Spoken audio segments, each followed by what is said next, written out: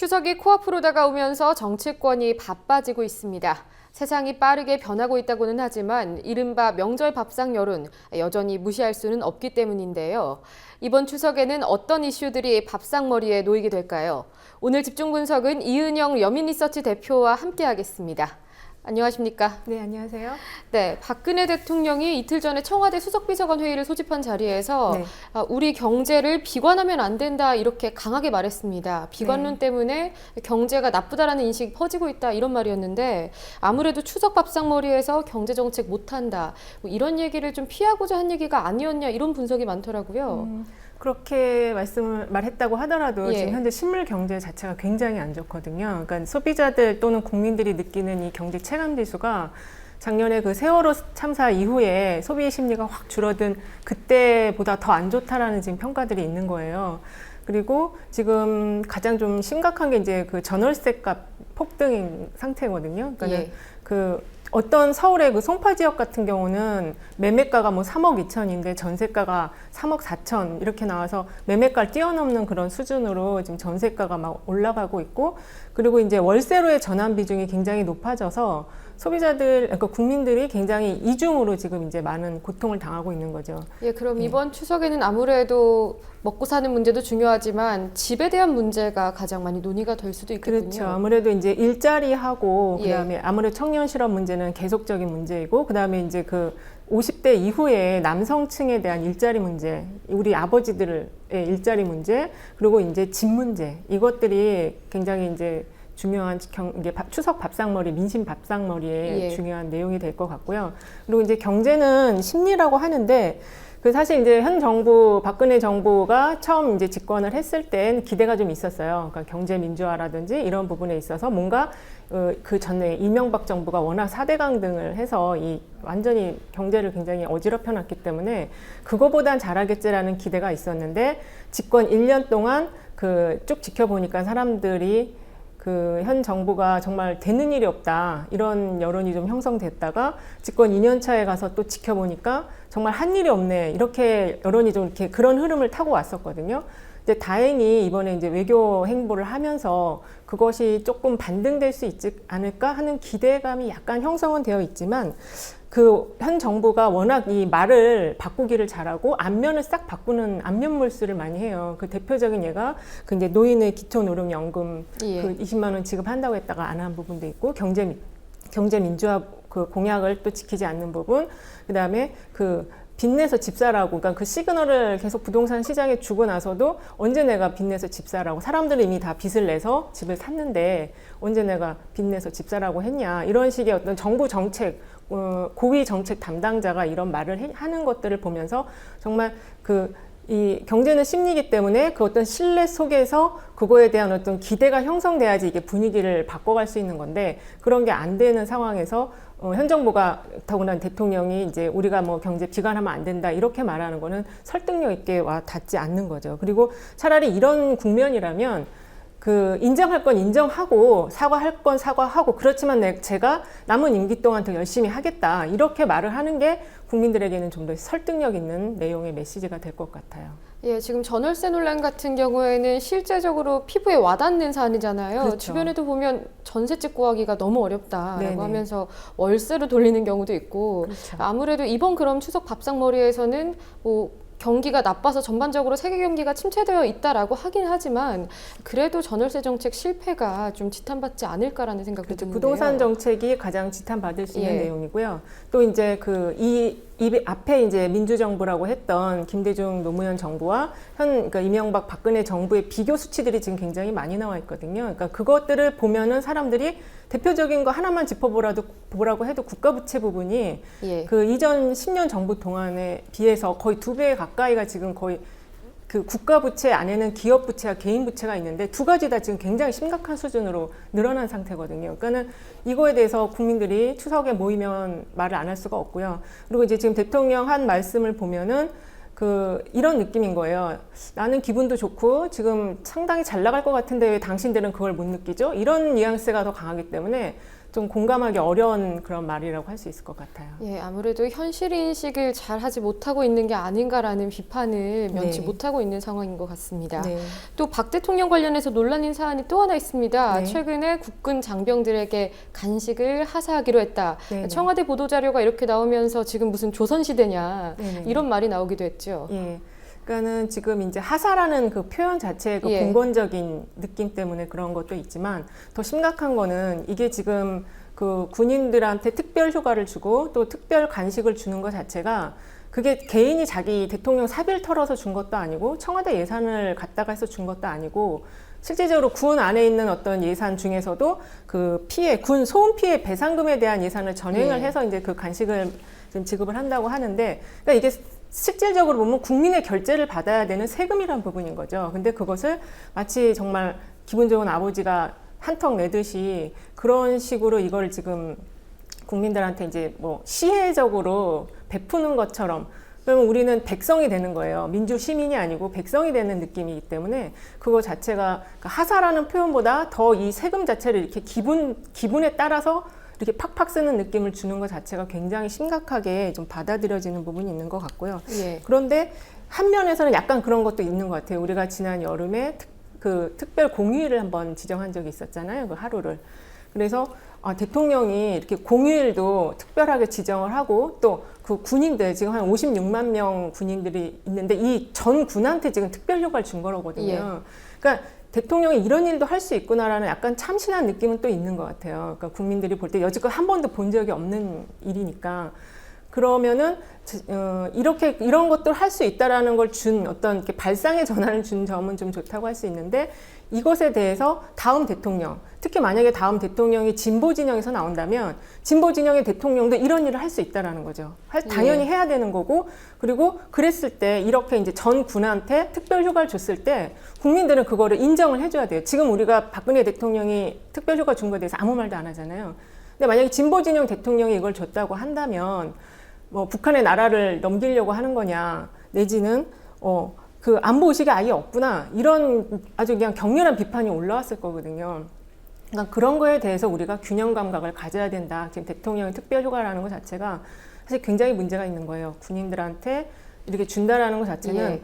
그것이 이제 곧 총선이 다가오는데 군인들은 어떤 집단 생활을 하다 보니까 이런 경험이 어떤 그런 거에 정치적인 행위를 하는 데서까지도 영향을 미칠 수 있는 개연성이 있거든요. 그러니까 그런 부분까지 생각을 좀 약간 예민하게 해본다면 지금 이렇게 특별 휴가를 준다든지 특별 간식을 제공하는 거는 세금 부분 문제와 그것이 어떤 향후에 어떤 정치적 일정에 예. 기반한 어떤 시혜가 아니냐 이런 부분에 있어서 굉장히 심각한 문제가 있는 거죠.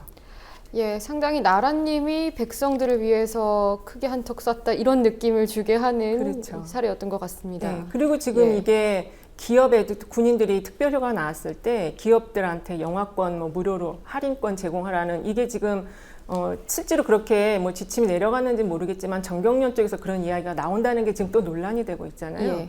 그러니까 기업들한테 이렇게 옆구리 찔러가지고 절하라고 하는 것 자체는 굉장히 기업에 부담을 주는 행위고 그거 자체가 우리 경제 지금 계속 추석머리 밥상에서도 예. 어려운 경제 얘기를 할 건데 이게 지금 같이 연결돼서 안 나오리라는 보장이 없는 거죠. 예, 참 잘 주고받는 것 같습니다. 예. 예, 또 명절 밥상머리에서 가장 단골 메뉴가 아무래도 정치인, 다음 대통령은 누가 될 거냐 이 얘기 네, 아니겠습니까? 그렇죠. 예, 때마침 차기 대권 주자를 분석해보고 또 점쳐보는 여론조사들이 있던데요. 네네. 예, 하나하나 좀 보면서 설명을 해주시면 좋겠습니다. 예. 그 추석에는 항상 이런 예. 특별 여론조사가 있고 특히 이제 대권 주자의 리더십에 대한 조사가 많이 있는데요. 두 가지 조사가 지금 나왔는데 주간경향에서 실시한 거와 매일경제에서 실시한 조사가 보도가 되었어요. 예, 그래서 그럼 주간경향 네. 여론조사부터 볼까요? 네네. 주간경향의 조사는 그 10명의 그 대통령 후보군에 대해서 5명의 전문가가 10개의 덕목을 평가를 했어요. 예. 그래서 그거를 이제 10점 만점으로 기준을 더 가지고 예. 총 500점 만점으로 기준을 예. 둔 거예요. 그래서 1위부터 10위까지 네네. 있는데 지금 10명이 한 번에 화면에 나오긴 어려운 관계로 1위부터 5위, 6위부터 10위 좀 나눠서 보겠습니다. 네. 그래서 이제 총 500점 만점에 5명의 전문가가 평가한 그 총점이 1위가 이제 손학규 전 새정치연합의 대표가 379점으로 1위가 나왔고요. 예. 그다음에 이제 안희정 충남지사가 342점으로 2위, 그다음에 김무성 지금 새누리당 대표가 326점으로 3위, 박원순 서울시장이 317점, 유승민 전 원내대표가 308점 이렇게 해서 5위 안에 이제 예. 요 분들이 지금 들어가서 간 결과가 나온 거죠.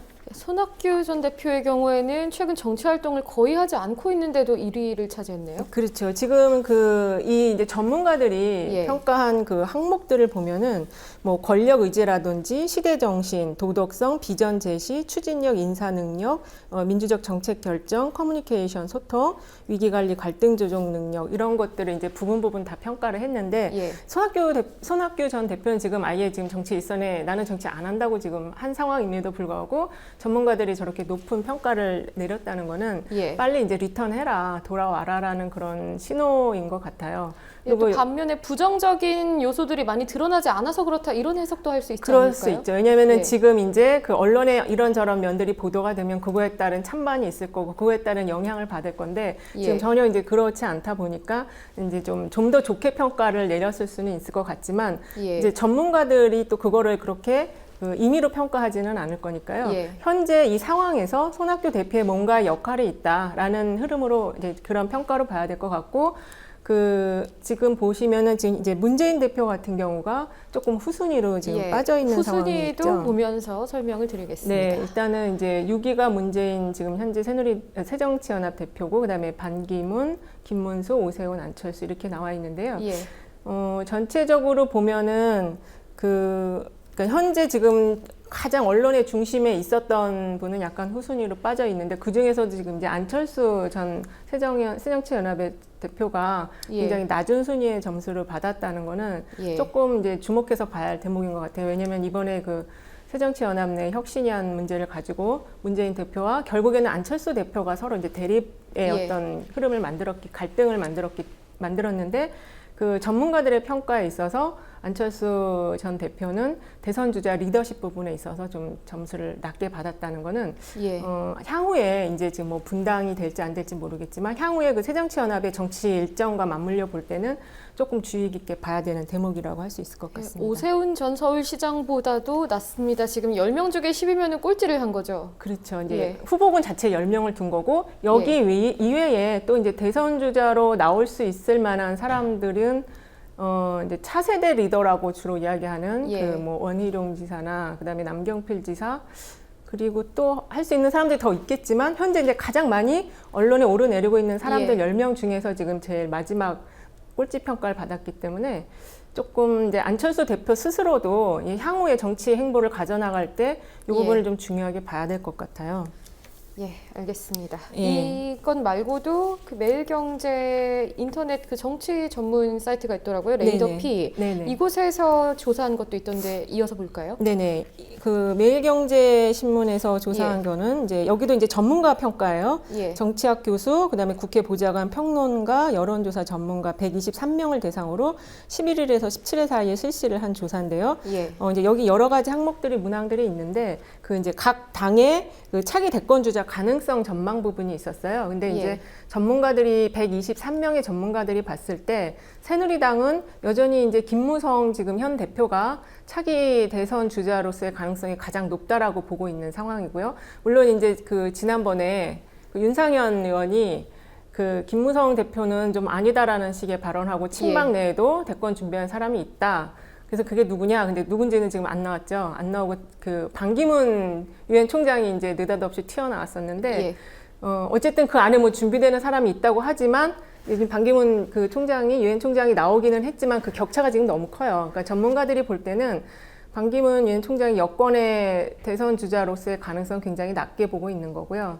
그리고 현재로서는 김무성 지금 대표가 유일하군요. 유일하게 지금 친박 계열에서 뭐 비토를 놓고 있지만 가장 가능성이 높다라고 보고 있는 것이죠.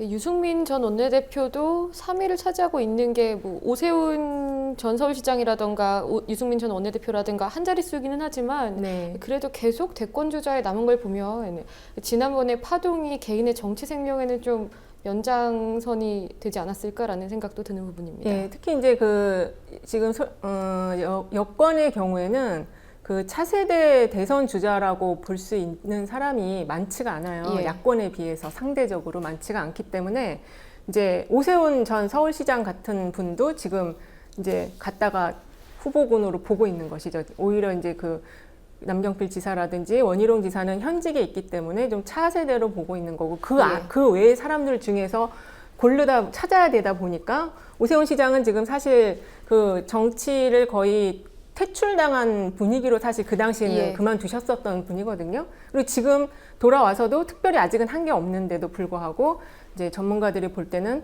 가능성이 좀 있어 보인다라고 지금 평가를 하고 있는 게 좀 약간 특이한 상황인 것 같습니다. 예, 어찌됐건 과반을 김무성 대표가 차지하고 있기 때문에 네, 새로운 네. 인물이 지금으로선 보이지 않다고 해석을 할 수도 있을 것 같고 네. 그럼 이어서 야권 대선 주자로는 어떤 인물들이 뽑혔는지 보겠습니다.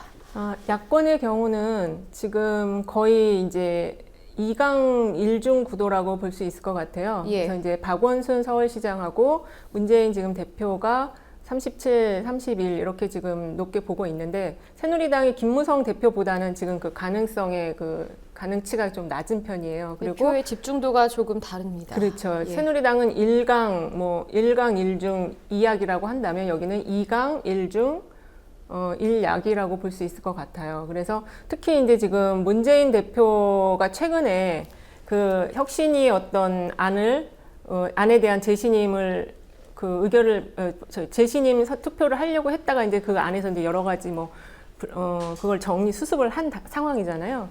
그랬기 때문에 아마 지금 현재 이게 지금 11일, 17일 조사였기 때문에 예. 조금 이제 그 앞선 단계에서 조사가 진행돼서 문재인 대표가 좀 낮을 수는 있는데 이제 요게 그 재신임에 대한 어떤 그게 마무리된 시점에 조사가 됐었다면 예. 문재인 대표가 조금 더 올라갔을 수는 있어요. 그래서 이제 그거를 좀 감안해서 봐야 되고 그리고 안희정 지사 같은 경우는 계속 지금 차차기냐에 계속 거론은 되고 있고 아직 본인도 어떤 쪽인지는 명확히 밝히지는 않았지만 예. 여전히 전문가들이 볼 때는 차기의 가능성이 있는 사람으로 지금 평가를 하고 있다고 볼 수가 있는 거고요. 예, 주간 경향 같은 경우에는 손학규 전 대표 같은 경우에 1위를 차지했었고 안희정 네. 지사도 상당히 2위였고요. 높은 네. 점수를 받았는데 네. 여기서는 정반대인 것 같습니다. 그러니까 이제 이게 그 물어본 항목들의 그 차이가 예. 있을 것 같은데 이 주간 경향은 굉장히 심층적이고 다면적인 평가를 했어요. 그래서 그걸 총점 방식으로 부여를 했기 때문에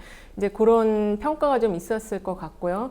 그리고 이게 지금 전문가들이 보는 것과 일반인들이 보는 거에는 상당한 차이가 있다라는 지점은 굉장히 중요한 포인트라고 말씀드릴 수 있는데 예. 그 일반인들이 보는 그 우리가 보통 이제 그 대선 주자 선호도 조사 같은 걸 보면은 거의 3강이에요. 김무성, 박원순, 문재인 이렇게 예. 3강 구도를 형성을 하고 있는데 그것을 10명으로 놨을 때 전문가들이 평가할 때는 순서가 완전히 뒤바뀐다는 거죠. 그 보통 지금 현재 그 일반인 조사를 통해서 보면은 김무성 대표가 지금 1위를 달리거나 그다음에 문재인 대표랑 엎치락 뒤치락 한다거나 이런 상황인데 전문가들이 그 이제 리더로서 예. 그 야권 그러니까 대권 주자로서의 어떤 자질 평가를 했을 때는 그 손학규 전 대표가 지금 1위로 왔다라는 거는 예. 손학규 대표가 갖고 있는 어떤 그 화합이라든지 그다음에 부드러움 이런 게 지금 이 시점에서 우리 사회에 필요한 리더십이라는 평가를 한 거기 때문에 가장 중요한 거는 지금 아직 대선이 많이 남아 있거든요. 예. 그래서 지금 이 일반인 조사 같은 경우는 이 시류에 따라서 계속 바뀔 수가 있어요. 갑자기 이제 어떤 사건이 터져서 그것이 뭐 박원순 서울시장이 갑자기 확 올라올 수도 있고 또 갑자기 딱 떨어질 수도 있고 이런 부분이 있기 때문에 지금 단계에서 가장 중요한 거는 언론이 어떻게 평가를 하고 있느냐, 예. 전문가가 어떻게 평가하고 있느냐 이게 굉장히 중요한 지금 평가 요인이라고 볼 수 있고요. 예. 그거에 따라서 결국 일반인들의 여론은 따라간다고 볼 수 있는 것 같아요. 예, 김무성 대표나 문재인 대표 같은 경우에는 아무래도 현역 프리미엄이 작용하지 않았다고 보기는 어려울 것 같은데 네. 과연 지금 대선까지는 아직 약 2년이라는 시간이 남지 않았습니까? 네. 앞으로 대선 주자로서 좀 가능성이 있는 인물, 좀 될성부를 떡잎이라고 해야 되나요? 이런 네. 인물들이 누가 있을지 조사한 결과도 있더군요. 네네. 그거는 이제 그 온라인 미디어 IMTV와 예. 그 윈지 코리아 컨설팅의 정례 조사에서 나온 결과인데요. 지난 19일에서 20일 이틀 동안에 그 전국 성인 남녀 1,013명을 대상으로 그 유무선 혼합 방식으로 이제 ARS 조사를 실시한 거예요. 응답률은 3.8%였고 표본 오차는 95% 신뢰 구간에서 플러스 마이너스 3.1% 포인트인데요. 예. 이제 이 조사를 보면은 요거는 보기 항목을 제시를 한 조사인 거예요. 그래서 지금 8명에 대한 보기군을 제시를 하고 이 사람들 중에서 가장 성장 가능성이 큰 야권의 정치인이 누구냐 이렇게 이제 물어봐서 그 사람들이 선택을 한 거거든요. 그래서 이제 이런 경우에는 보기 항목에 지금 박원순 시장이 빠져 있는 것도 약간의 이제 지적사항이라고 한다면 지적사항이 될 수 있는 거예요. 이제 그분이 이제 빠져 있기 때문에 그분이 박원순 시장이 들어갔으면 그 가장 또 성장 가능성이 큰 정치인으로 또 꼽았을 수도 있거든요. 이제 그런 점이 좀 우리가 이제 여론조사를 볼 때 액면 그대로 다 보시면 안 되고 그런 어떤 함정이 있는지 그런 거를 잘 이렇게 살펴봐야 되는 것 같아요. 이재명 시장 같은 경우에는 지난 여론조사 앞서 본 여론조사에서는 후보군에 없었지만 여기에는 포함이 됐다 그랬더니 상당히 높은 비율을 차지한 거군요. 네, 그렇죠. 그리고 이제 이거는 문항을 지금 정확하게 안 봤지만은 이제 문항을 보면은 대권 주자에 대한 문항이 아니고 성장 가능성이 큰 야권 정치인인 거예요. 그러니까 완전히 지금 그 들이대는 그 잣대가 다른 거죠. 그렇기 때문에 이재명 시장에 대해서 뭐 대권 주자로서 내지는 차세대 리더로서 이거를 평가한 것이 아니고 현재 있는 여러 명의 그 약간 젊은 정치인들 중에서 성장할 만한 사람이 누구냐. 그래서 이제 이재명 시장이 성남시장이 30.7%로 1위가 나왔고 안희정 충남지사가 22.9%로 2위가 나왔고 이제 3위부터는 뚝 떨어지죠. 그다음에 이제 김부겸, 정봉주, 정청래, 김영춘, 이인영, 임종석 이렇게 지금 순위가 나왔지만 여전히 잘모름도 26.7%로 상당히 높은 비중을 차지하는 거예요.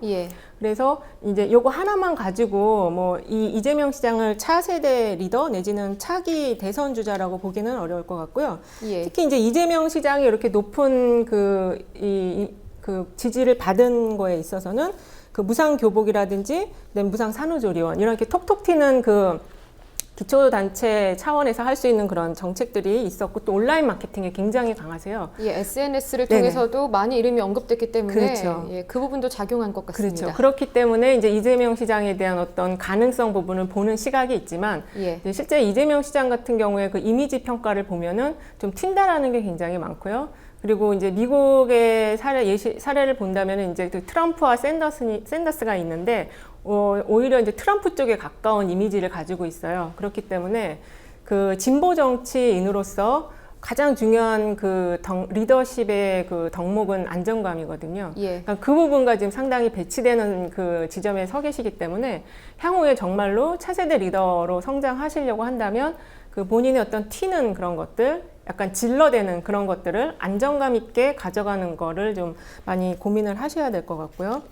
그리고 이제 지금 조사 3가지를 다 봤는데 전체적으로 좀 가장 큰 특징적인 걸 하나를 뽑아보라면은 그 안희정 충남지사의 약진을 좀 들 수가 있을 것 같아요. 그러니까 이게 지금 안희정 충남지사 같은 경우는 그 중앙무대에 지금 이렇게 많이 드러나 있지는 않는 분이시거든요. 근데 지금 뭐 그 차세대 대선 주자에 대한 어떤 덕목 평가에서도 2위를 차지했고, 그다음에 매일경제 쪽에서도 굉장히 높은 그 상위권에 지금 야권 주자로서는 3위에 지금 랭크가 된 상태고, 그리고 지금 이 조사에서도 보면 가능성 부분에 있어서는 또 2위가 되어 있는데 이제 이게 지금 안희정 충남지사 같은 경우는 그 중앙 수도권에서의 관심을 갖는 이슈에 대해서 정책을 낼 수 있는 환경은 아니에요. 왜냐하면 이 지방의 광역단체다 보니까 지금 이제 주로 추진하는 내용들이 그 중국 세일즈에 기반한 경제 정책, 그 다음에 농업에 대한 부분, 그리고 이제 그 문화관광, 백제 그 역사문화지구의 유네스코 등재를 통한 문화관광 부분이 있기 때문에 사실 이제 지금 자신의 어떤 정책이나 철학을 만들어가는 부분에 있기 때문에 수도권에서는 그렇게 사실 이제 우리가 여론조사하면 수도권이 거의 절반을 차지하잖아요. 그러니까 수도권에서 주목하지 않는 정책이라든지 그런 것들을 하고 있기 때문에 많이 보여지지는 않는데, 그래서 그 일반인 조사를 보면은 거의 상위 순위, 중위 순위까지 들어오지는 않거든요. 거의 이제 약간 좀 아래쪽에 있는 편이긴 하지만 이렇게 이제 부분적으로 전문가 평가를 볼 때는 이제 좀 상위권으로 계속 올라와서 그걸 유지하고 있다라는 게 이번 조사의 가장 큰 특징이라고 할 수 있을 것 같아요. 예, 안희정 지사 같은 경우에는 지난 대선 때부터 차차기 대선 주자다 이렇게 많이 꼽혀왔는데 네. 앞으로 가능성을 얼마나 보여줄지도 좀 관심입니다. 그렇죠. 이제 그 정치 현장에서 차차기는 무의미한 것 같고 본인이 그 시대적 소명에 맞는 시대 정신의 어떤 컨텐츠를 가지고 있다면 결국에는 국민들이 선택을 할 수밖에 없는 상황이고요. 그리고 이제 여기 지금 조사에는 안 나왔지만은 이 추석 그 여론조사 중에 하나 좀 눈여겨봐야 될 부분이 그 언론 신뢰도 조사예요. 예. 언론 신뢰도 조사인데 그게 이제 시사인 시사저널에서 그 언론 신뢰도 평가를 다 했는데 그 결과 나온 거를 보면은 JTBC의 그 뉴스룸에 대한 프로그램, 그다음에 JTBC, 그다음에 그 뉴스룸의 진행자인 손석희 진행자에 대한 그 신뢰도가 거의 지금 이제 공중파를 넘어선 상황이 됐거든요. 예. 그러니까 우리가 그 공중파 굉장히 많은 그 뉴스 소비자들의 어떤 접촉을 하고 있지만 실제로 그 내용적인 면이라든지 신뢰를 받는 거는 그 종편 채널에서 그 JTBC 손석희 그 앵커 사장이 이제 하고 있는 그런 것들이 굉장히 평가를 받는 부분이라는 점을 우리가 좀 볼 때 향후에 이런 언론의 어떤 시장이 좀 환경이 바뀌지 않을까 이런 점도 볼 수 있을 것 같고 예. 그리고 그 국회에서 그 지금 교육문화관광체육위원회 이제 유기용 의원이 예. 지난 5년간 그 정부 광고 집행 현황 자료를 발표한 결과가 있어요. 이제 그 결과를 보면은 그 일간지 부분은 조선중앙동아에 거의 그 한 48% 정도의 정부 거의 예산이 절반의 예산이 집중이 들어갔죠. 되고 있고 방송 같은 경우는 지금 MBC, SBS 그다음에 KBS가 거의 67% 절반을 넘는 수준의 그 국민 세금이 지원을 하고 있는 매체들인데 이 매체들이 지금 JTBC라는 종편보다 언론 신뢰를 못 받고 있다라는 점에 대해서 정말 세금을 줘야 되는 부분인지 한번 국민들이 관심 있게 지켜봐야 될 부분인 것 같아요. 특히 SBS 같은 경우는 계속 일베의 어떤 그런 것들이 보도가 되고 논란이 되고 있기 때문에 우리가 지금 앞에서 말한 것처럼 그 대통령의 어떤 그 장병들에게 지급하는 간식 부분에 세금을 쓰는 문제, 또 이렇게 중요한 언론 매체, 국민들의 인식을 형성해주고 정보를 제공하는 언론 매체에 대해서 우리 국민들의 돈이 들어가는 부분에 있어서 관심을 많이 가져야 된다. 이게 지금 이번 추석에 좀 밥상머리, 인심 밥상머리에 좀 함께 이야기되었으면 하는 주제인 것 같습니다. 예, 여론조사 그리고 언론 보도 유심히 지켜보고 톱어봐야 될 것들이 많은 것 같습니다. 네, 그렇습니다. 예, 수고하셨습니다. 네, 추석 잘 보내세요. 예.